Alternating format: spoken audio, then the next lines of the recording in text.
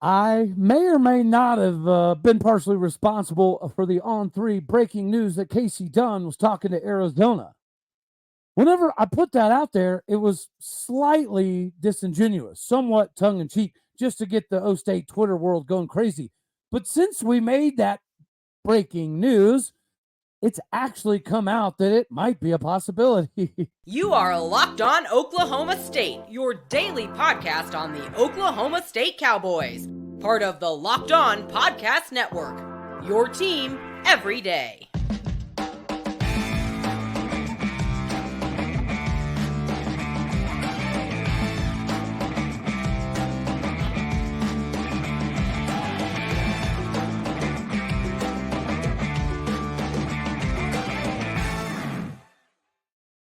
Howdy, y'all, and hello, all. Welcome back to Locked On Oklahoma State, your daily stop for all things cowboy and cowgirl related. My name is Cody Stovall. I want to thank you kindly for stopping by to make this your first listen.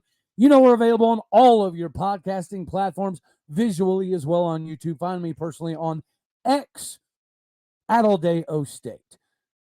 Today is a day that we get to discuss the idea of Kasey Dunn potentially going to Arizona. Now, like I said, the millisecond I even heard a whisper that Arizona was going to call them, I reached out to the DLHS Twitter crew and had them put together something for me just to get O-State Nation a little riled up.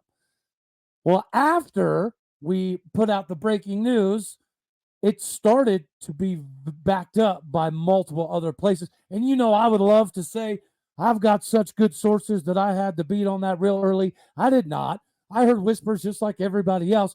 I just wanted to ignite the Twitterverse and get people fired up and the discussion about Kasey Dunn possibly leaving. But again, since we put that out there somewhat tongue-in-cheek, several other publications have now come out verifying that Kasey Dunn is actually in the running for the Arizona job.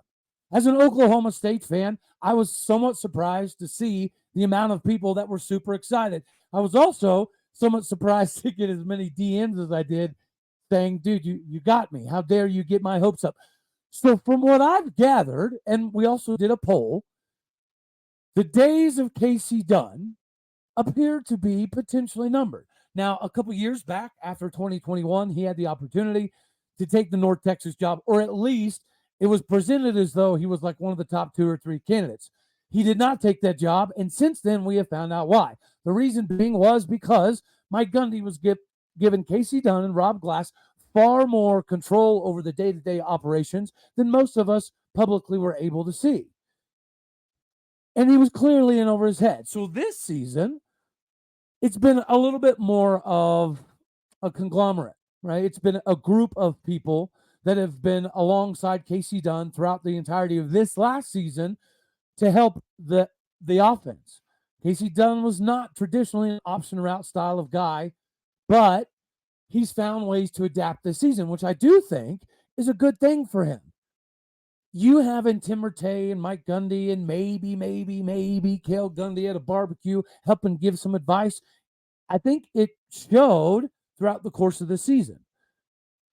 I love what Kasey Dunn has been able to do. Kasey Dunn is a large reason why the whole concept of wide receiver U being even close to a realistic thing in Stillwater, Oklahoma. I recognize that. I see the lineage of wide receivers that have come through Oklahoma State that have gone to work with Kasey Dunn that are now in the NFL, still to this day. And this dates back a long time. So I don't want people to get the misconception that I'm not appreciative or understanding of how talented Kasey Dunn is at the wide receiver position. But he has been in over his head ever since he's got the offensive coordinator position. And if the idea was to give more control to Kasey Dunn so Mike Gundy could take more of the CEO approach and not have to be around as often, that did not work. Kasey Dunn clearly was a little bit in over his head. But bright side here, if you're in Arizona, is Kasey Dunn does have a little bit of understanding on how to operate day to day for the entirety of the football team, not just one position, not just one side of the field. Him and Rob Glass were very instrumental in the absolute day-to-day rigorous things that Oklahoma State Cowboys have been going through. Now that you have Mike Gundy way more involved than ever before, which has come directly from his mouth, why would he keep Kasey Dunn is my question. If you're willing to let go of Greg Richmond, primarily because of all of the returning players equal, you have to get results this year. You cannot have stagnation on the defensive line. And I'm not saying that our D-line was completely stagnant, because again, as we've discussed, when you look at some of the statistics on Big12Sports.com, we're still at the top of the forces fumbles, fumbled recovery, tackles for loss, that style of statistic. The problem was when you have 27 sacks and only 11 of them come from the defensive line, that means your guys in the back end are doing a little bit too much. And if they're having to do a little bit too much, it leaves you susceptible in the back end.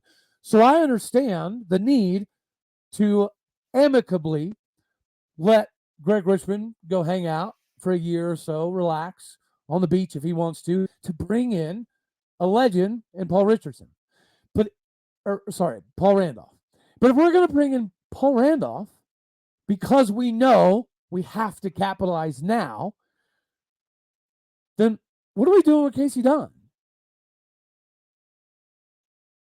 What are we doing with Kasey Dunn? If Cale Gundy's house shopping or buying houses in Stillwater, all right, and every single quarterback on the roster wants to stay because of Tim Rattay, there's some options there. Could it be time that Coach Wozniak gets a little bit of an elevation after winning the running back award? I'm just saying that Kasey Dunn as an offensive coordinator on a scale to 1 to 10 is like a 5. Kasey Dunn as a wide receiver coach on a scale to 1 to 10 is like a 9.5. But we've also heard that he has become a little bit more moody, grouchy over the last couple of years.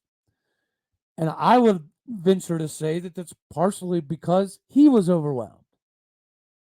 But from an offensive production standpoint, statistically, it looks like he can make some things happen. Now, do I think that he will get the Arizona job? I do not.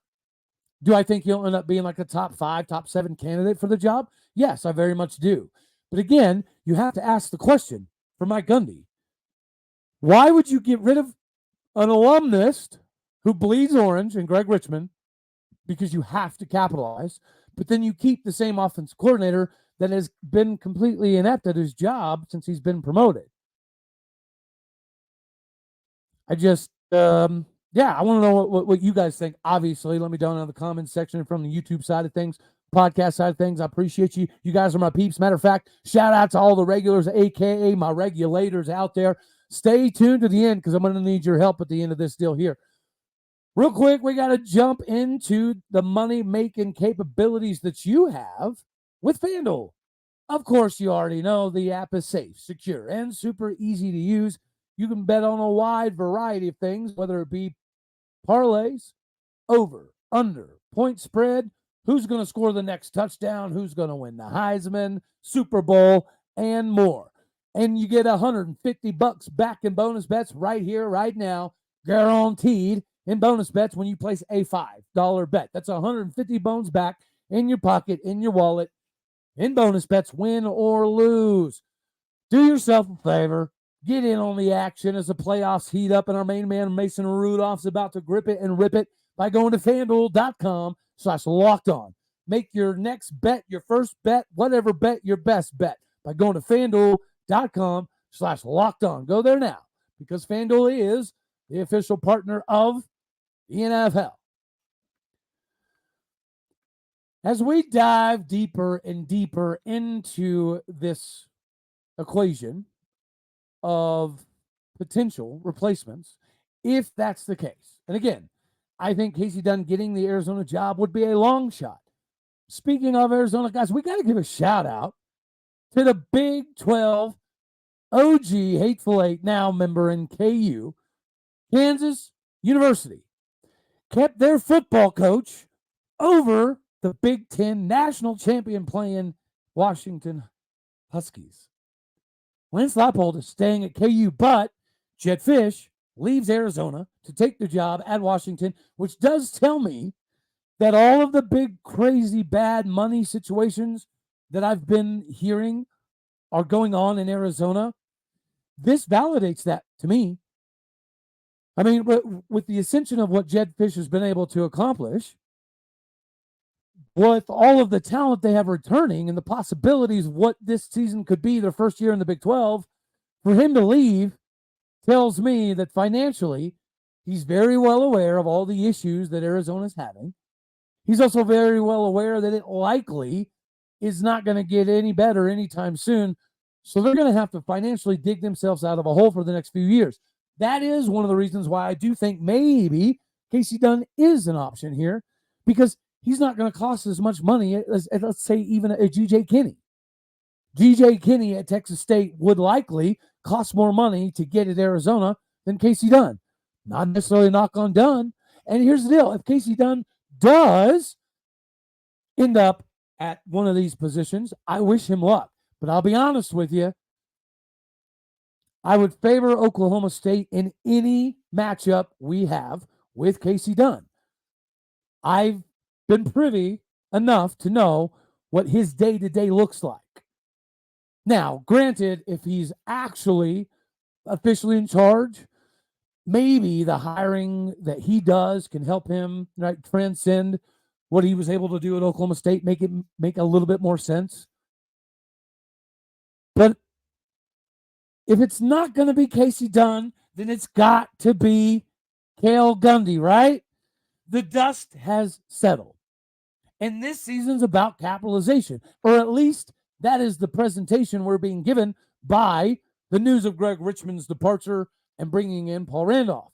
That is a necessity for Mike Gundy, is the understanding that the defensive line's got to do significantly more than last year if we're going to take the trophies and go the places that we know we can go. The same has to be said for the offense. I've said it 1,000 times because it's true. If Mike Gundy wanted to be working 14 hours a day, he would have been this whole time. He didn't want that to happen, but it had to happen because of some of the ineptitude that was permeating around Kasey Dunn. So you guys know my position. I've been done with Dunn. Just like I was ready to be done with Gundy if he didn't make a miraculous turnaround. But guess what? The miraculous turnaround actually happened. But you're paying Kasey Dunn big boy money for what? For you to work more hours? For Tim Rattay to be more involved? For Cale Gundy to have some extra barbecue sessions? Why? If you're going to work 14 hours a day, you might as well be the offense coordinator, Mike Gundy. Like, I get the CO role, and you have, for the most part, earned it. You just bet too much money on the wrong horse. And it equaled what it equaled in 2022. This is also why I don't think Arizona would be super intelligent by hiring Kasey Dunn. I think Kasey Dunn has a ceiling. I think we've seen Kasey Dunn's ceiling. I think we've butt our heads against the Kasey Dunn ceiling for a few years now. So why would we continue to beat our head against the wall? The proverbial beating of the dead horse. That's what this is. But again, there's not an Oklahoma State fan out there I can find that says Kasey Dunn's phenomenal. I can't find a Cowboy out there that's saying Kasey Dunn is so good, we have to keep him. Nobody's saying that. Because Kasey Dunn has not been Kasey Dunn since he's become offensive coordinator. So we need to do our part. If we can help Kasey Dunn spread his wings and find his groove at Arizona, North Texas, Toledo, I don't give 13 hoots, somewhere, I think it relieves pressure off Gundy for some reason. And it's not production, right? It's not massive amounts of success, but for some reason, Mike Gundy continues to keep Kasey Dunn employed. And they've had spats in media. They've had post-game interviews where they put each other down. So it's not like they have like the greatest relationship of all time. So why Are we willing to replace a legendary alum in Greg Richmond because we have to win now, but we're willing to keep the same offensive coordinator that has provided so much ineptitude that it forced every single coach to work more? You had to work more hours, more film, more one-on-ones, more stuff because of Kasey Dunn. And we had discussions. Why could Cale Gundy not officially be a part of Oklahoma State? Well, when you take into consideration last year, what would have happened with whatever went on in Norman, which the irony there is, you've got all of these legends, OU legends like your Adrian Petersons and your D.D. Westbrooks and your Samaje Perine and Joe Mixons. All of these dudes are all coming out in support of Cale Gundy. They've all said a million great things about Cale Gundy. I heard there was a decent amount of the donor base that was not a big fan of Brett Venables letting go of Cale Gundy. But what would have happened last year if we'd have hired Cale Gundy officially in any capacity, as you all know, we'd have heard it from sea to shining sea. The OAN t-shirt, Mike Gundy, and now the rapping lyrics, Cale Gundy together means this is the biggest race-sizing coaching crew in the country, blah, blah, blah, blah, blah, blah, blah. You know that's what it would have been. And that, I think, is precisely why we avoided it. I do think that we were ready to do the Marcus Arroyo thing, but UNLV kiboshed that. And then we get stuck with Kasey Dunn. And to me, that's what it is. But if Cale Gundy, now I know for a fact via real estate, Cale Gundy is shopping for Stillwater houses. I do not know if he's already purchased. I think that he has, but I can't confirm that he's actually 100% purchased a house in Stillwater. But he's been shopping. He's been a-looking. So the question is, why? Does he just want to be closer to his brother? Does he just want to hang out in Stillwater because Stillwater is the best place in all of Oklahoma? I mean, we know that. Maybe that's it. Maybe it's that simple. Maybe Cale Gundy just needs a house in Stillwater so he can facilitate some phenomenal barbecues for Kasey Dunn. It's time, right? It is about winning. Last year was last year. This year, Gundy did the greatest turnaround in the history of Oklahoma State, at least my lifetime. I've had several discussions. Matter of fact, I've got another collegiate coach that I think we're going to be able to get on the program here before too long. Speaking of, we've got a lot of guests that we're getting lined up for the show. I'll cover that in the third segment. But again, we know Cale Gundy's been involved. I can tell you with 100% certainty that Cale Gundy has been very helpful to Oklahoma State this entire offseason. Yeah? So it's time to make it official. And if it's just an analyst, I don't think it'll be that, because an analyst can't be involved in the on-field coaching. And I think that if Cale was to be a part of the Oklahoma State staff, it would be to help on field as opposed to just an analytical style of venture. But does it almost seem to anybody else that Mike Gundy can't fire Kasey Dunn? Like there's literally physically something that's preventing him from firing Kasey Dunn. Now, he didn't fire Jase Medical when our tight ends have been atrocious until this season. Right? He didn't fire Charlie Dickey, even though our offensive lines have been atrocious up until this season. So I think that was ended up being a good move. Right? At least it looks good on paper for Mike Gundy. But there's nothing on paper that's indicative of Kasey Dunn still being the offensive coordinator for the Oklahoma State Cowboys. We can do better. And again, what is evidentiary proof of that is the fact that all the coaches had to start working more. You wouldn't have to have that. Because if the defense was just a humming machine and so was the offense, Mike Gundy could do the CEO role. And he's earned it. He deserved it. Especially after this season. So now you got to hammer home and you got to get the W. Kasey Dunn ain't it, man. He's just not it. Now he's going to have a crazy amount of talent in 2024. So once again, statistically, he might actually look decent. We were a little bit more aggressive this season towards the latter half, but is that Kasey Dunn or is that Mike Gundy finally saying, you know what? Screw it. I've been super conservative most of my career. Not going to do it anymore. We took chances this year, and it paid off. That wasn't on Kasey Dunn. Come on now. Come on now. I know you know better than to think Kasey Dunn was the one that pulled all that off. All right. Before we finish this thing off here, guys, make sure you stick around. I'm going to need a little bit of help here. We do have to talk about Jace Medical. Do not get caught flat-footed, no-footed, one-footed, because even though y'all come here, right, to kind of get away from the craziness of life, the reality is still there, and you got to be prepared. And right now, according to the FDA, pharmacies are running out of antibiotics like amoxicillin right in the middle of this crazy flu season. It should be slightly problematic for you.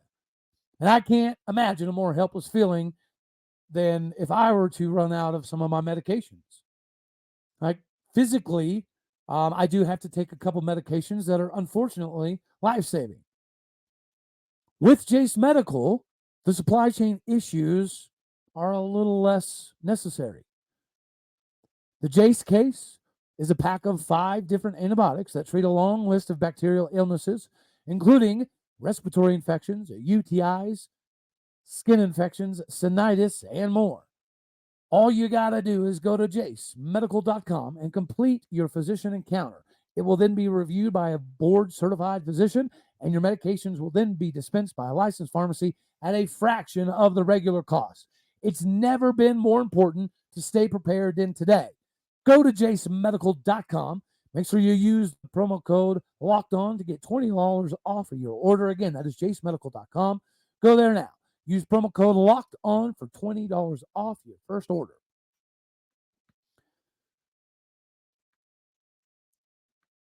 So if you watched Cowboy basketball over the weekend, you had a rough day. Once again, this time, the Cowboys got beat up, and we shot like 37% from the free throw line. Now, is Mike Boynton Eddie Sutton? No, not even close. But was there ever, even the worst years of Eddie Sutton, a time where free throw shooting was this horrendously abysmal? The answer is no.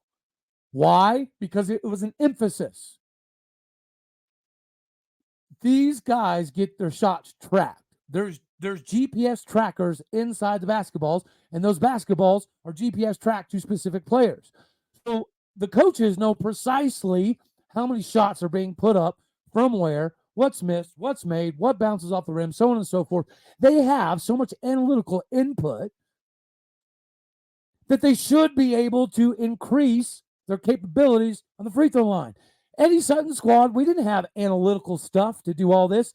It was get your you-know-what in the daggone gym and figure it out, or you sit on the bench. I don't care who you are.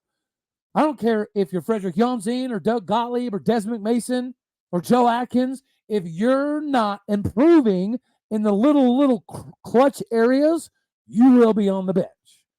This is a problem that it appears to be percolating for Mike Boynton. He cannot seem to get the guys, for whatever reason, to improve. Nobody has improvement every single year. Love Mike Boynton. I do. I want him to be successful. And we still have lots of opportunity, but it ain't looking hot. So I'm going to propose a proposition, all right? This will be the first, and we're about to give our first ever award, which is why I told you all to hang on tight here. But if we lose, let's say 3 more in a row, let's just keep Mike Boynton as a recruiting coordinator, all right? And we'll elevate another Sutton on top of, ready? Jase Hoyt. Jase Hoyt should be the first women's basketball coach in the history of NCAA sports to coach the men's team too. She literally cannot do worse. We're 0-3 in Big 12 play. We just got our skulls drugged around in Ames, Iowa. The schedule does not give you any breaks in this conference, as we've seen. BYU's had some upsets and been upset. Houston just got upset.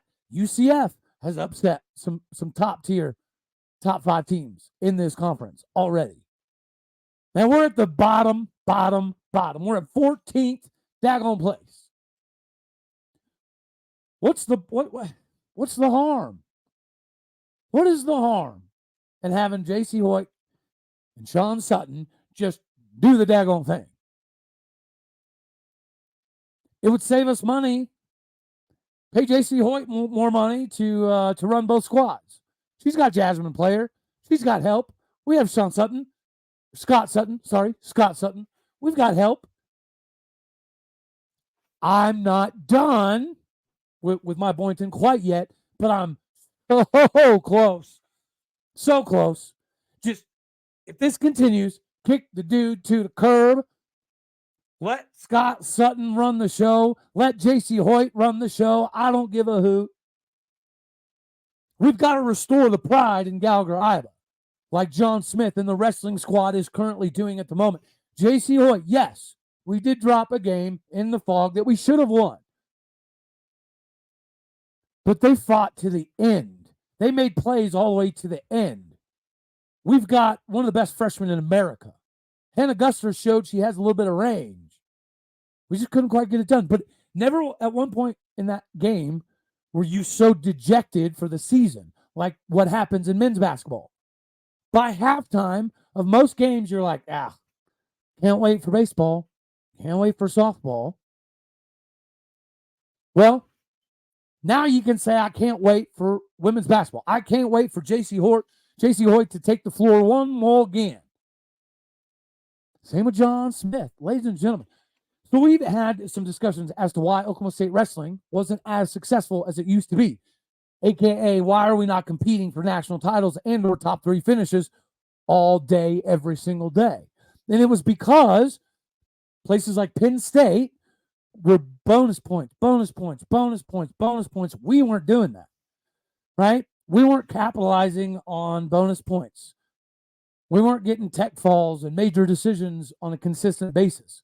Dustin Plott, a decent amount, yeah. Dayton Fix, a decent amount, yeah. But it wasn't as prevalent as it is now. So now that the wrestling rules have changed, so takedown is now 3 points instead of 2 points, that one little rule change is allowing Oklahoma State to do what we haven't been able to do for the last 5 or 6 years, which is bonus points. That's how you get these big-time wins, and that's how you score yourself in position to have a national ranking at the end of the year and make a run at a national title. We've got the grit. We've got the toughness. We've got the confidence. And we've got backups right now that are winning. These bonus points are what have been a failure to get. Well, now we're getting them. So it's not just another Cowboy team that can get pretty close, right? That can compete top 3 at nationals.